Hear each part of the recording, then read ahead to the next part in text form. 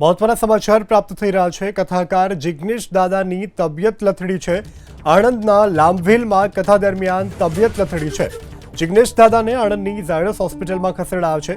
હાલ સ્વાસ્થ્ય સારું હોવાનું ખુદ જિગ્નેશ દાદાએ નિવેદન આપ્યું છે। કાલે રાબેતા મુજબ કથા ચાલુ રહેશે, જિગ્નેશ દાદાએ નિવેદન આપ્યું છે।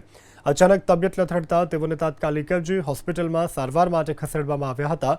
હાલ તેઓની તબિયત સ્થિર છે અને તેઓની તબિયત સ્થિર હોવાનું તેઓએ પોતે જણાવ્યું છે। આવતીકાલથી કથા રાબેતા મુજબ ચાલુ રહેશે। તો જિગ્નેશ દાદાની અત્યારે કથા ચાલી રહી છે, તે દરમિયાન તેઓની તબિયત લથડી હતી।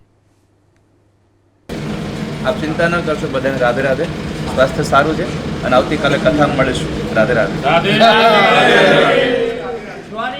આણંદના લાંભવેલમાં કથા દરમિયાન તબિયત લથડી છે।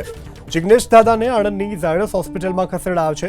હાલ સ્વાસ્થ્ય સારું હોવાનું ખુદ જિગ્નેશ દાદાએ નિવેદન આપ્યું છે। કાલે રાબેતા મુજબ કથા ચાલુ રહેશે, જિગ્નેશ દાદાએ નિવેદન આપ્યું છે। અચાનક તબિયત લથડતા તેઓને તાત્કાલિક જ હોસ્પિટલમાં સારવાર માટે ખસેડવામાં આવ્યા હતા।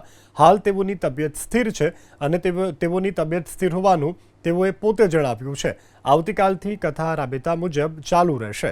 તો જિગ્નેશ દાદાની અત્યારે કથા ચાલી રહી છે, તે દરમિયાન તેઓની તબિયત લથડી હતી।